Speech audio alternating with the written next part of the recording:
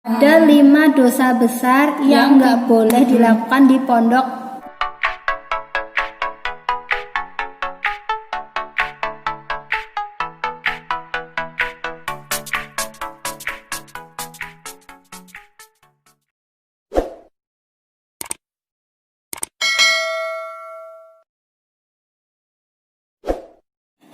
Kalau di Mantingan, itu kasus-kasus seperti kekerasan kayak gender, kekerasan seksual itu ada nggak?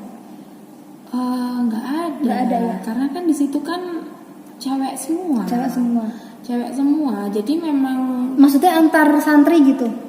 Atau pernah nggak ada gini. misalkan kayak kasus jambak-jambakan yang berantem? Jadi itu ada 5 dosa besar kalau nggak salah yang nggak boleh dilakukan. Ada 5 dosa besar yang nggak boleh dilakukan di pondok Gontor Putri. Yang pertama pacaran. Oke. Kedua, berhubungan sesama jenis. Jadi walaupun di situ cewek semua, itu kita nggak boleh untuk melakukan hal itu. Yang ketiga, menghina pengurus. Apapun itu nggak boleh. Menghina itu dalam langsung atau tidak langsung, apapun. Langsung dan tidak langsung. Walaupun ada yang melaporkan, itu bisa langsung diusir. Jadi 5 dosa besar itu langsung ya. Jadi tidak ada ampun. Langsung dikeluarkan. Terus langsung dikeluarkan. 4. Yang keempat mencuri. Nah, ini tidak bisa ditolerir. Mencuri itu bisa uang, bisa barang. Kemudian yang kelima bertengkar.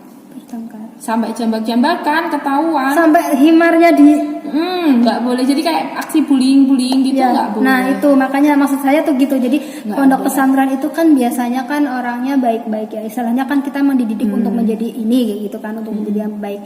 Nah kalau di sana di Mantingan itu berarti masuk ke dosa besar itu. Berarti otomatis ketika ketahuan melakukan 5 dosa ini out. Tidak ada ampun apa-apa.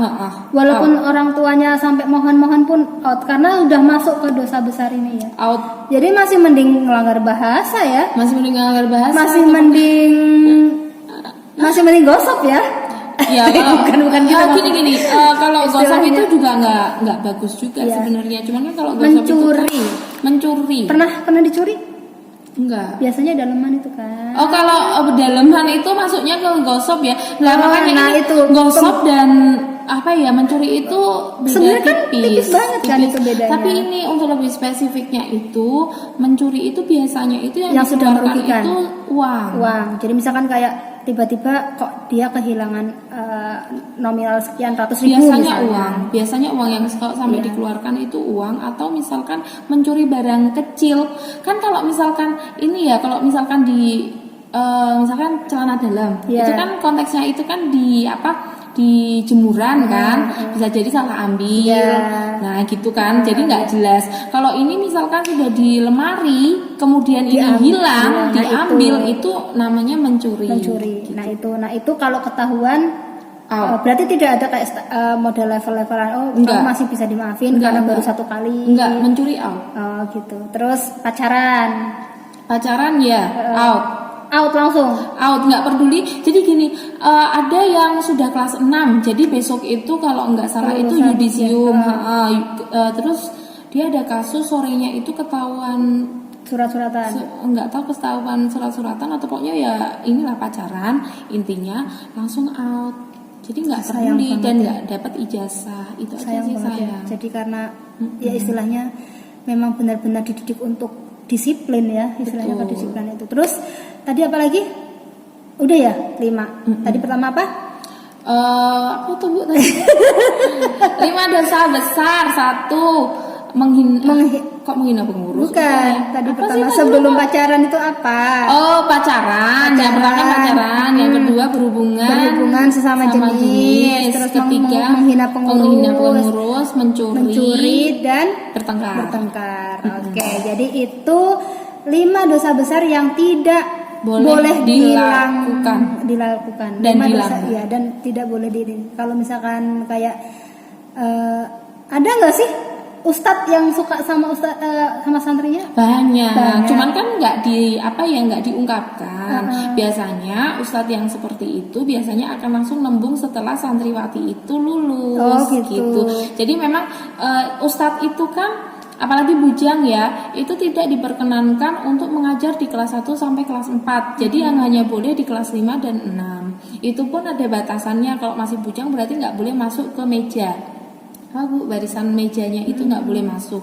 Nah biasanya itu ya namanya manusia ya, mungkin ada rasa tertarik, tapi kan konteksnya tidak pacaran waktu menjadi santriwati. Jadi setelah lulus ditanyakan ke orang tuanya. Jadi bukan ini ya, kalau di sana benar-benar langsung out ya. Kalau pengalaman di pondok itu kan di saya itu ini Bu ada, jadi digundul dulu. Enggak. Digundul santriwatinya disuruh dihukum lah gitu. Nanti dipakein kerudung biasanya, tapi enggak. Terus kalau misalkan nanti ketahuan lagi baru di out gitu loh. Jadi kayak masih ada toleransi step-stepnya. Enggak ya. Oke.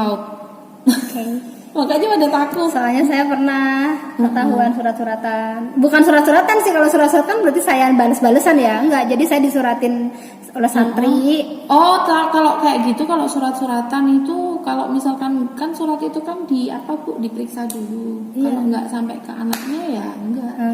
Itu kan saya yang baca juga. Karena ditaruh di meja. Kalau itu biasanya ditaruh, dia tahu Qur'annya kita mana. Diselipin karena campur ya. Iya, karena masjidnya masih satu kan. Masjidnya saat misalkan kayak ngasih suratnya itu pas kapan gitu, kayak pas di mana kita nggak waktu di masjid kan. Jadi dia curi-curi waktu, Qur'annya dicari, diselipin Qur'an. Itu saya pernah pengalaman itu. So sweet.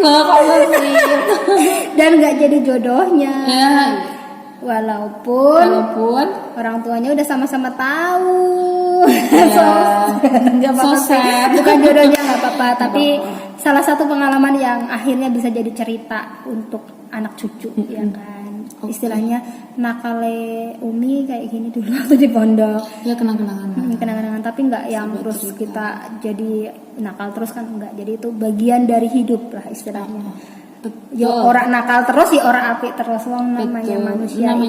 Mahalul khotok manusia. Gitu. Oke, terima kasih.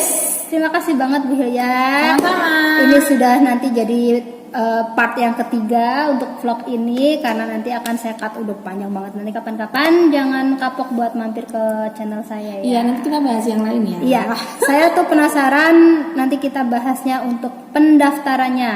Pendaftarannya. Gitu ya. Ya, pendaftaran sama tips jadi CPNS. Oke, thank you very much. Jangan lupa like, comment, subscribe. Like video ini kalau kamu suka, dislike aja kalau kamu tidak suka. Bila dirasa video ini bermanfaat, silahkan share sebanyak-banyaknya ke keluarga kalian, ke teman-teman kalian. Terima kasih Bu Hilya. Sama-sama. Thank you very much. Kita insya Allah ketemu di vlog selanjutnya, di vlog-vlog yang akan datang, mungkin dengan tema yang beda lagi. Insya Allah bisa diambil manfaatnya dari apa yang kita bicarakan hari ini. Oke, thank you. Assalamualaikum warahmatullahi wabarakatuh. Waalaikumsalam. Dadah.